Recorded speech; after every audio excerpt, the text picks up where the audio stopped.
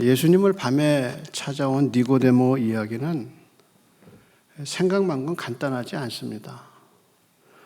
니고데모는 요한복음에 3번 등장하죠. 3장에 등장하고 7장에 등장하고 19장에 등장하는데 그 등장할 때마다 모습이 달라요.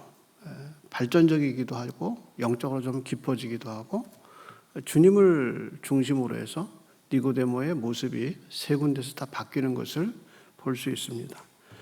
그래서 이 사람을 평가하는 게 그렇게 쉽지 않습니다. 근데 오늘 그 이유가 첫 번째로 예수님이 니고데모를 만나는 장면 속에 니고데모가 어떤 사람이었는가를 우리에게 영적으로 판별할 수 있도록 기록한 것을 볼 수 있습니다. 먼저 생각해 볼 것은 니고데모가 예수님을 찾아온 동기입니다.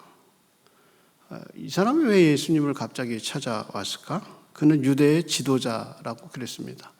근데 지도자라는 말 밑에 산헤드린 공회원이라는 말이 붙어 있습니다. 산헤드린 공회원은 71명으로 구성되어 있어요. 여러분 한번 생각해 보세요. 71명의 지도자, 이스라엘 전체에서 71명을 뽑아서 지도자로 삼았어요. 아무나 못 들어가는 거예요. 가문이 있어야 들어가요. 당대에 잘해서 들어가는 거 아니에요. 그래서 바리새인과 사두개인으로 구성되어 있는 것이 이 산헤드린 공회의 특성이에요. 그런 관점에서 바리새인인 이 니고데모는 가문이 굉장히 좋은 사람이어야 된다는 거죠. 학식은 물론이고 이런 관점에서 니고데모는 공회원의 지도자고 공회원이고 이스라엘의 지도자라고 분명히 표기되어 있어요. 그런 지도자가 나사렛에서 태어나서 사람들에게 조롱을 받는 그것도 목수인, 현직 목수였거나 전직 목수였던 이 일용직 노동자인 예수님을 찾아왔다. 이건 대단한 거죠. 이건 대단한 획기적인 사건이에요. 이건 정말 이스라엘 역사에서 이런 일이 있을 수 있을까 하고 생각할 정도로 산헤드린 공회원인 니고데모가 찾아온 거예요. 그래서 언제 찾아왔어요? 밤에 찾아왔죠. 남이 볼까 봐. 그러니까 신분적 차이나 또 예수님에 대한 평가 이런 것을 다 무시하고 니고데모가 예수님을 찾아온 이유가 뭘까? 그것은 표적 때문이에요. 표적. 한번 볼까요? 2절이죠. 그가 밤에 예수께 와서 이르되 라삐여 우리가 당신은 하나님께로부터 오신 선생인 줄 아나이다. 그리고 그렇게 얘기한 게 뭐냐? 그 다음에 보면 하나님이 함께 하시지 아니하면 당신이 행하시는 그 다음 말이 뭐예요? 이 표적을 아무도 할 수 없습니다. 그러니까 니고데모가 예수님을 찾아온 이유는 예수님에게서 일어나는 표적이 이게 하나님이 함께 하시지 않으면 일어날 수 없는 표적이다 그거예요. 그러면 무슨 표적을 보고 왔는가 몰라요. 지금 누가가 요한이 말한 표적은 딱 그 앞에 나와 있는 표적이 뭐예요? 물로 포도주 만든 사건이에요. 그 표적이에요. 이 표적을 봤는지 무슨 표적을 봤는지 얘기하지 않아요. 근데 이런 표적들이 하나님이 함께 하시지 않으면 당신 하나님께로 오지 않았으면 이런 표적이 일어나지 않습니다. 라고 한 거예요. 니고데모를 움직인 것은 표적입니다. 그런데 요한은 이미 앞에서 표적이 갖고 있는 약점을 얘기했어요. 예수님이 자기 몸을 의탁하지 아니하시는 사람의 특성이 뭐냐? 표적을 보고 온 사람이에요. 한번 확인해 볼까요? 2장이에요. 2장 23절하고 24절에 나오죠. 23절에 6월절에 예수께서 예루살렘에 계시니 많은 사람이 그의 행하시는 표적을 보고 그의 이름을 믿었으나 24절이죠. 예수는 그의 몸을 그들에게 의탁하지 아니하셨으니 이는 친히 모든 사람을 아심이라. 그러니까 요한이 니고데모의 이야기를 하기 전에 3장에 니고데모가 밤에 예수님을 찾아왔다고 얘기하고 그가 표적을 보고 왔다고 얘기하기 이전에 먼저 밝혔어요. 예수님은 표적을 보고 온 사람을 신뢰하지 않는다는 사실을 이미 밝혀놨다는 거예요. 왜냐? 표적이 믿음을 낳지 못해요. 그게 요한이 말하는 핵심이란 말이에요. 기적을 보고 그 기적을 경험했다고 자동적으로 믿음이 생기지 않는다는 거예요. 그래서 당신이 하나님께로서 왔습니다 라고는 고백할 수 있지만 그분이 누군가를 알 수는 없어요. 그래서 요한이 사용하는 표적, 세메이온이라는 말은 사인판을 가르칩니다. 우리가 지방에 갔다가 서울에 들어올 때 서울 몇 킬로 써 있죠. 그 몇 킬로 써 있는 그 표지판이 뭐냐? 세메이온이에요. 표적이란 말이에요. 그러니까 표적은 그 자체로는 아무것도 아니에요. 그건 사인판이에요. 뭐를 가르치고 뭐를 지시하고 있는 사인판일 뿐이에요. 그러니까 표적은 그분이 누군가를 드러내주는 사인판이지 그 자체가 중요한 게 아니라는 거죠. 그래서 니고데모는 이 사인을 보고 표지판을 보고 이 표적을 보고 뭐냐? 이분은 하나님께로 왔구나 라고까지만 알았어요. 그래서 뭐라 그랬냐? 우리가 아는데 당신은 하나님께로 온 사람입니다 까지만 알았어요. 그래서 예수님을 뭐라고 불러요? 선생님 부르죠. 이게 바로 니고데모가 표적을 보고 예수님을 찾아온 이유라는 겁니다. 그런데 그 말을 들은 예수님의 말씀이 엉뚱해요. 그러면 이게 정상적인 대화가 되려면 어떻게 해야 되냐? 그래, 너 그럼 무슨 표적을 봤냐? 그렇게 물어봐야 맞아요. 그렇잖아요? 당신 보니까 하나님이 함께 하셔서 이런 표적을 행하는데 당신은 하나님께로 온 사람입니다 하고 왔으면 예수님이 니고데모에게 곧바로 그러면 무슨 표적을 봤니? 라고 물어야, 그래서 내가 하나님께로 온 것을 네가 믿니? 이렇게 물어봐야 정상인데 예수님은 그렇게 안 물어봤어요. 뭐라고 대답했어요? 뭐라고 물어봤어요? 3절에 예수께서 대답하여 이르시되 진실로 진실로 내게 이르노니 사람이 거듭나지 아니하면 하나님 나라를 볼 수 없느니라. 여러분, 이게 대답이 될까요? 대답이 돼요, 안 돼요? 이거 아니에요, 대답이요. 원래 대답하려면 무슨 표적을 봤니? 라고 묻거나 내가 하나님께로 온 것을 네가 믿니? 라고 물어야 이게 정상적인 대화가 되는 거예요. 근데 예수님 다 생략하고 뭐라 그러세요? 대답하여 이르시되 네가 물과 성령으로 거듭나지 않으면 하나님 나라를 볼 수 없다. 그럼 여러분, 이 말을 니고데모가 이해했다고 생각하세요? 이해 못하죠. 이해 못해요. 니고데모가 예수님의 말을 이해했다. 사람이 물과 성령으로 거듭나지 않으면 하나님 나라를 볼 수 없다는 이 중생의 도리를 니고데모가 이해하고 구원받았냐? 아니에요. 니고데모는 예수님의 말씀을 이해하지 못했어요. 믿지 않은 것은 말할 것도 없고 이해하지 못했어요. 그래서 니고데모의 이 대화하고 이 4장에 나오는 사마리아 성의 여자의 대화를 비교해 볼 필요가 있어요. 사마리아 여자는 예수님이 한낮에 우물가에서 만나는데 그 예수님이 누군지 아느냐? 세상에 오셔서 메시아라는 걸 알게 돼요. 그래서 어떻게 해요? 물동이를 버려두고 동네에 뛰어들어가서 하죠. 내가 성경이 말하는 예수님을, 메시아를 만났다. 그렇게 얘기해요.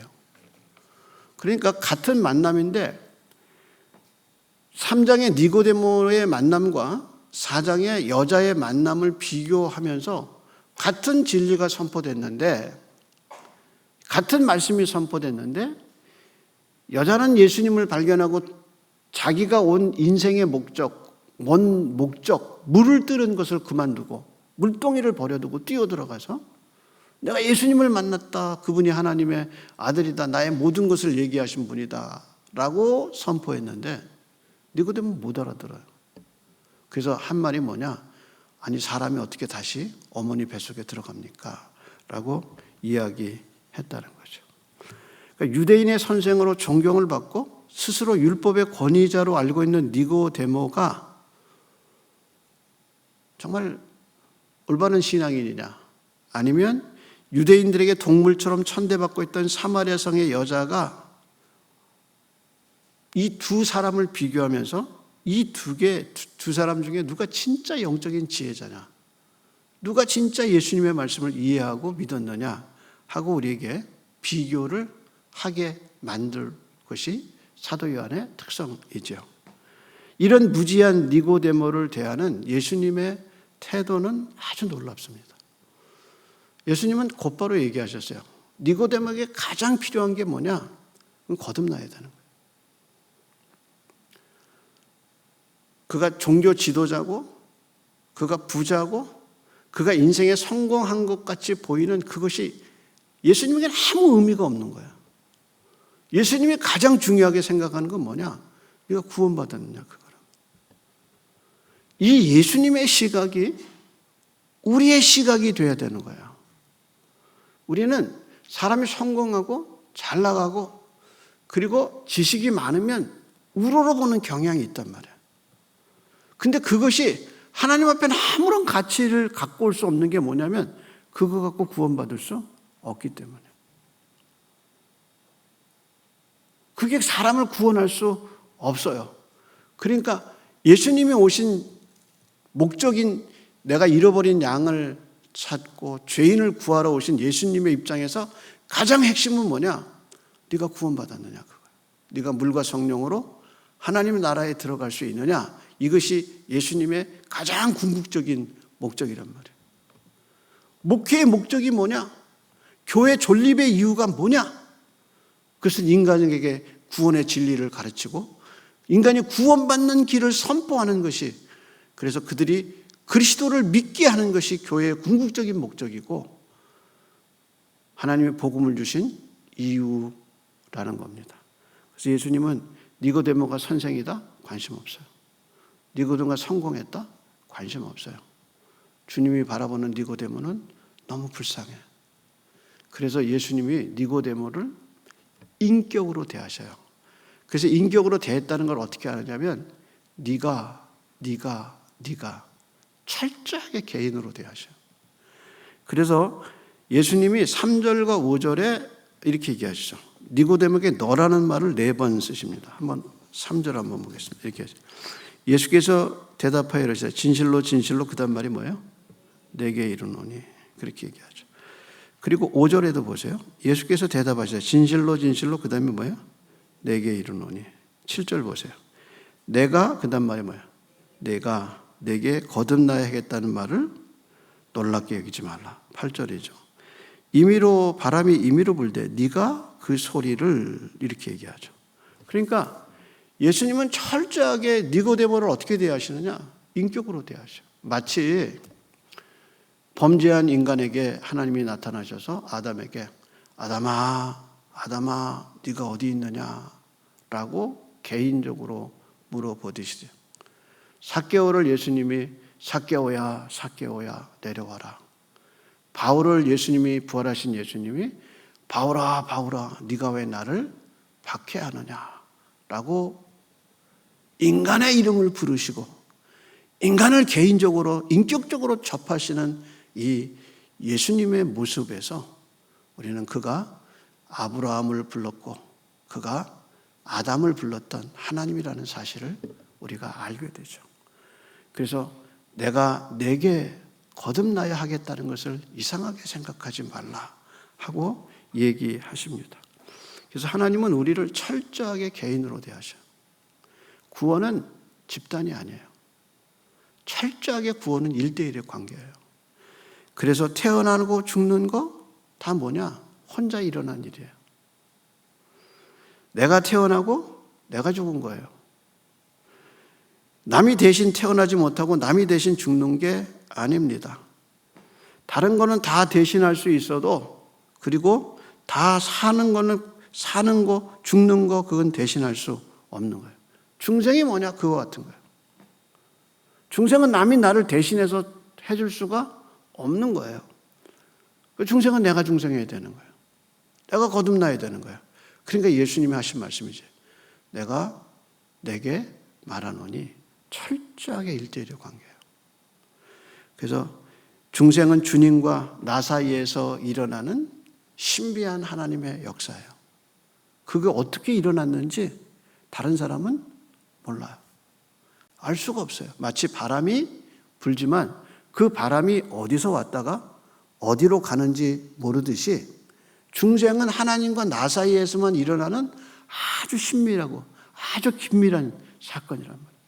그래서 중생하고 나서 바람이 어디서 어디로 가는지 모르지만 심하게 흔들리는 걸 보면서 아, 바람이 부는구나 느끼듯, 아, 저 사람이 심하게 인생의 변화를 겪는 걸 보면서 아, 저 사람이 중생했구나, 저 사람이 예수님을 주로 고백하는구나 하고 다른 사람이 알 뿐이지, 그 신밀하고 그 친밀하고 은밀한 관계는 하나님과 나만이 아는 사건이에요. 그게 놀라운 거죠. 그래서 예수님이 니고데모의 중생을 얘기하시면서 중생하기 전에 철저하게 1대1로 관계하셔요. 내가 내게 이르노니 내가 말하는데 하고 철저하게 1대1로 대하시는 것을 봅니다. 그런데 니고데모는 달라요. 니고데모는 뭐라고 하나 얘기 한번 봅시다. 먼저 2절입니다. 그가 밤에 예수께 와서 이르시되 랍비여, 그 다음 말이 뭐예요? 우리가, 그러죠. 우리가. 그러면 이게 처음에 와서 뭐라고 그러죠? 내가 보니까 이렇게 얘기 안 하고 뭐라 그랬어요? 우리가, 이렇게 얘기해요. 우리가 당신은 하나님께로 온 선생인 줄 아나이다, 이렇게 얘기하고 있다는 거예요. 그러면 예수님은 니고데모를 1대1로 너라는 말로 예수님 하셨는데 니고데모는 시작을 뭐냐? 우리가 보니까 이렇게 얘기했다는 거예요. 그러면 왜 내가라고 하지 않고 우리라고 했을까? 해석은 둘로 나뉘어요. 하나는 해석은 니고데모가 유대 공회원의 정회원이기 때문에 유대인들 중에서 예수님의 표적을 보고 저 사람이 하나님께로 온 사람이 아니냐 하고 니고데모를 보냈을 가능성에 대해서 얘기하는 거예요. 은밀하게 몇 사람이 야, 니고데모야, 네가 좀 내려가서 예수가 어떤 사람인지 좀 알아보고 와라 해서 산헤드린 공회 전체의 의견은 아닐지라도 그 그룹이 그를 보냈을 가능성에 때문에 니고데모가 와서 내가 보니까 이렇게 얘기하지 않고 우리가 보니까 당신은 하나님께로 온 선생입니다 라고 얘기했다는 해석이 하나죠. 또 하나의 해석은 낮에 예수님을 찾아하지 않고 사람들이 무서워서 밤에 찾아온 니고데모가 다른 사람의 의견을 자기한테 얘기하는 거예요. 그러니까 내가 보니까 당신은 하나님께로 온 사람이다라는 말을 하지 않고 사람들이 이렇게 얘기하는데 내가 전해서 당신한테 말합니다 하고 자기는 빠지고 우리가 라는 말로 얘기를 했다는 해석이 가능하죠. 그래서 다른 사람의 의견을 대표로 말했다는 것은 합리적인 건 아니죠. 이건 대표성을 나타내는 게 아니라 니고데모가 비겁하게 다른 사람의 이름을 빌려서 이야기한 거라고 생각하는 거예요. 그래서 자기는 빠지고 내가 사람들한테 들었는데 우리가 들었는데 하고 다른 사람의 의견을 얘기하는 거죠. 제가 아는 목사님은 교인들을 대하거나 얘기할 때 한 가지 자기 모양의 원리가 있다고 얘기했습니다. 그 원리가 뭐냐면 교인들이 와서 이제 이렇게 얘기했나, 목사님 다른 사람들이 그러는데 다른 사람이 이렇게 얘기합니다 라고 자기한테 얘기를 한다는 거예요. 그러면 그 사람의 말은 믿지 마라, 그렇게 자기가 그렇게 정했다는 거예요. 그건 사람 개인의 이야기지 다른 사람의 이야기가 아니라는 겁니다.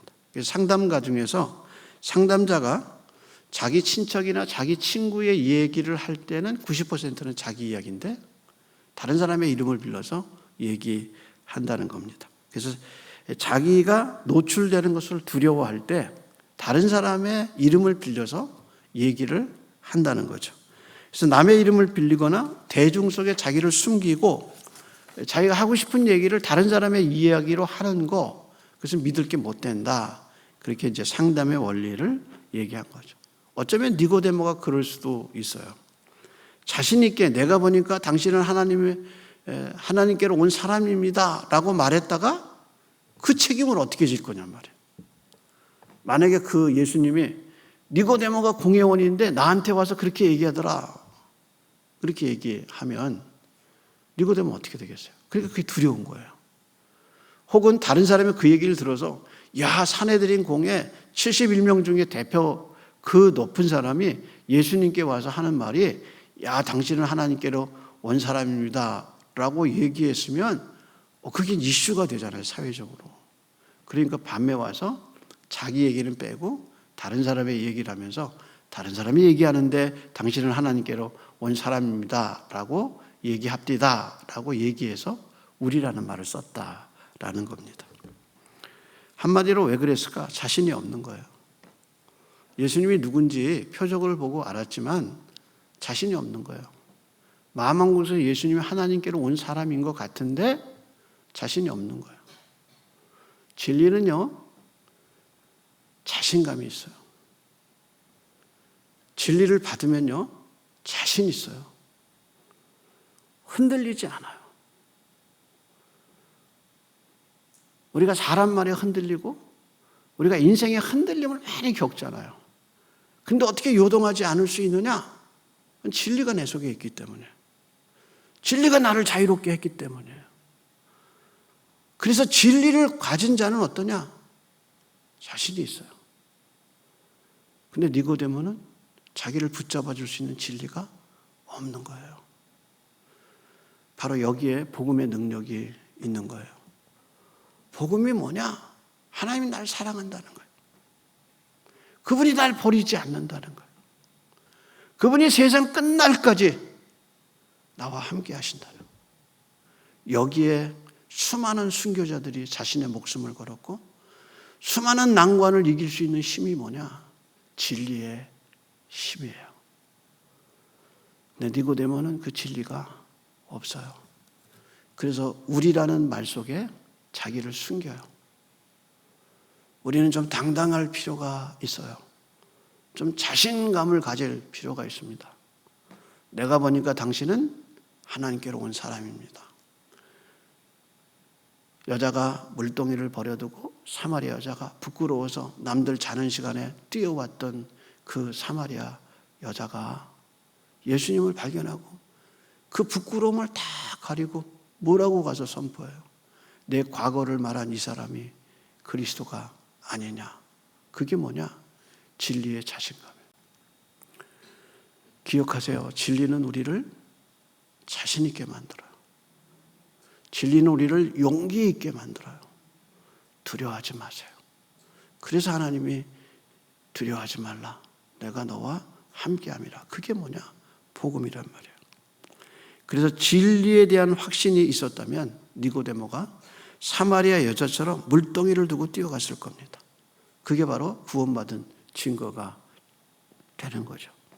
근데 니고데모는 진리에 대한 확신도 없고 그는 자신감도 없고 예수님에 대한 변화된 의견도 없어요. 그저 다른 사람보다 조금 더 낫을 뿐이에요. 조금 더 종교적 관심을 갖고 조금 더 신앙적으로 좀 종교적 관심을 가졌지만 중생한 사람은 아니에요. 교인들 중에 중생하지 않았어요. 그냥 예수님에 대해서 너무 좋은 의견을 갖고 교회가 좋고 찬송이 좋고 그냥 교회 오면 편안해요. 설교를 들으면 마음이 편안해요. 근데 중생하지 않았어요. 그 사람들은 중생해야 돼요. 그래서 니고데모는 중생하지 않았어요. 이 사람은 뭐 해야 되느냐? 중생해야 돼요. 그게 예수님이 직접적으로 그 얘기를 듣고 처음에 하신 말이에요. 네가 물과 성령으로 거듭나지 않으면 하나님 나라를 볼 수 없느니라. 아주 정확하게 인간을 아셔요. 그래서 자기를 다른 사람에게 의지하지 않고 그 사람들의 속을 알았다고 요한이 2장에서 얘기했는데 그 첫 번째 사람이 누구냐? 바로 니고데모예요.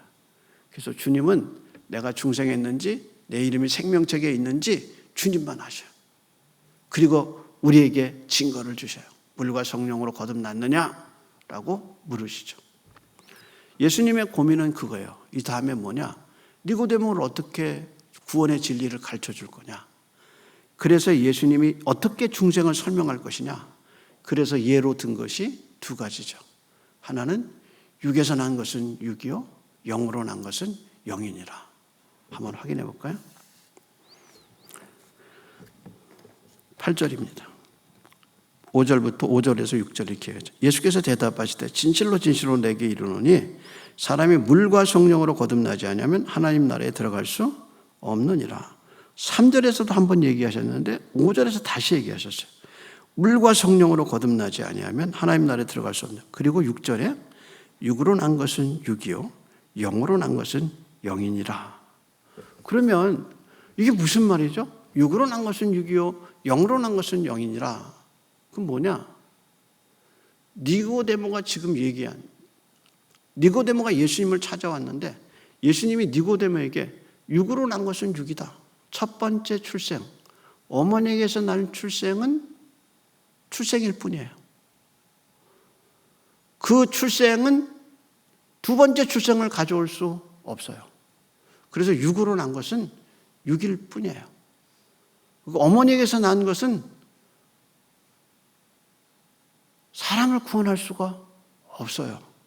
그럼 어떻게 되느냐? 성령으로 나야 돼. 그래서 영으로 난 것은 영이니라 라고 얘기했어요.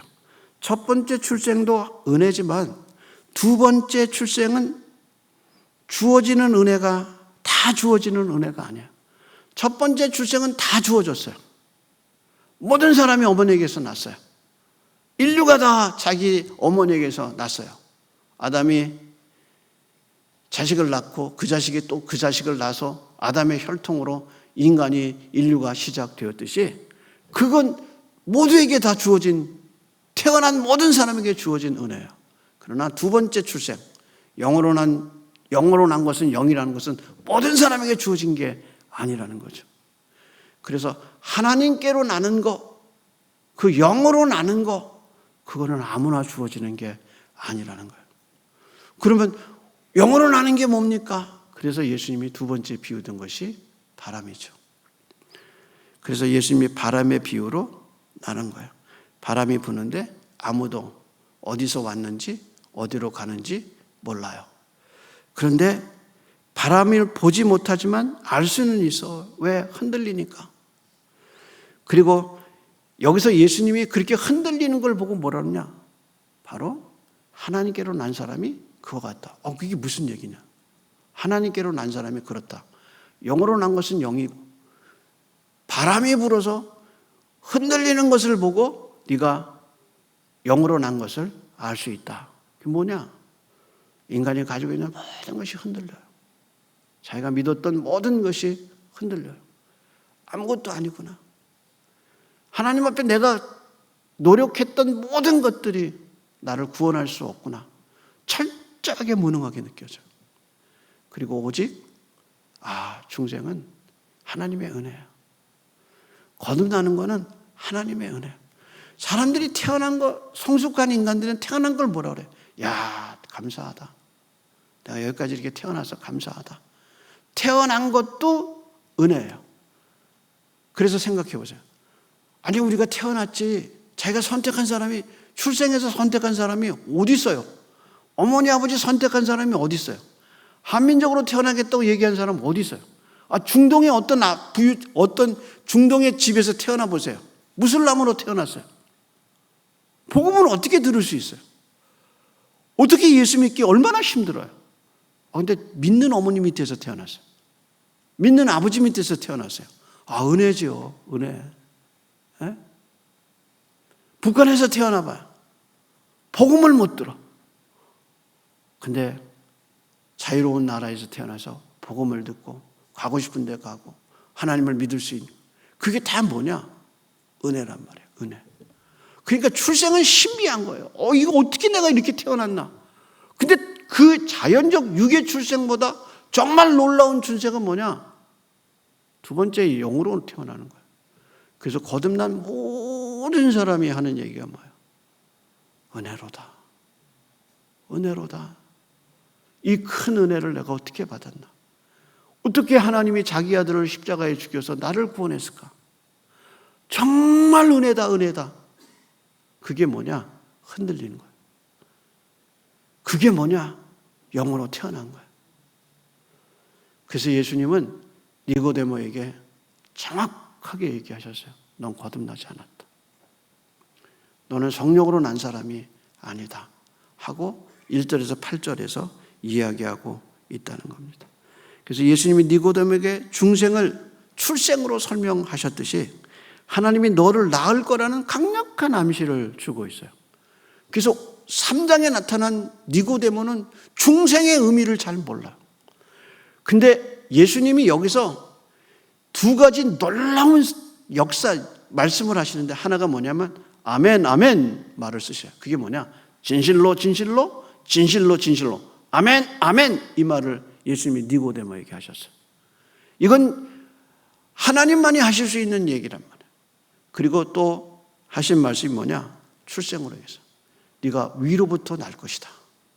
육으로 난 것은 육이지만 영으로 네가 날 것이다. 그래서 3장에서 예수님이 니고데모의 중생 사건을 예수님이 염두에 두시고 니고데모에게 말씀을 해가고 있단 말이에요. 그러면서 7장, 그러면서 19장에 가면서 니고데모의 변화된 모습들을 우리에게 보여주고 있다는 겁니다. 기억하세요. 중생엔 때가 있어요. 우리는 가끔 얘기합니다. 그 사람 맨날 와서 졸기만 해요. 그 사람 딴짓만 해요. 근데 생각해 보세요. 와서 딴짓만 하고 와서 잘 텐데 어떻게 해요? 집에서 딴짓 안 하고 어디 와요? 교회 오잖아요. 그리고 자도 어디서 자요? 예배 시간에 자잖아요. 아니 집에서 발 뻗고 편하게 자면 되잖아요. 근데 또 시간 되면 어떻게 해요? 오는 거예요. 그게 뭐냐? 하나님 부르시는 거예요. 그러니까 설교자들과 목회자들은 그 하나님의 관점에서 사람들을 볼 필요가 있다. 하나님은 그 사람을 언제 어느 때 그렇게 외적인 부르심 속에서 어느 날 내적 타치를 하나님이 하신단 말이에요. 그때 그 사람이 위로부터 나는 거예요. 육으로 난 사람은 와서 졸기도 하고 육으로 난 사람은 와서 엉뚱한 짓을 하고 있지만 성령의 위로부터 내려오셔서 그의 영혼을 여시고 복음을 믿게 하시고 하나님의 살아계시는 것을 느끼게 하는 영으로 거듭나는 시간이 그에게 다가오고 있다는 사실을 우리는 믿어야 하는 겁니다. 하나님은 위대하셔요. 우리의 눈과 달라요. 그래서 다 사울을 나쁜 놈이라고 딱 교회에 극악한 해로를 끼치는 사람이라고 얘기했지만 주님은 말씀하셨어요. 그는 내가 이방에 나의 복음을 전하기 위해서 선택한 나의 그릇이다. 그게 하나님의 마음입니다. 육으로 난 우리는 영으로 거듭나야 하고 영으로 거듭난 우리는 하나님의 시각과 하나님의 마음을 배워야 합니다. 기도하겠습니다.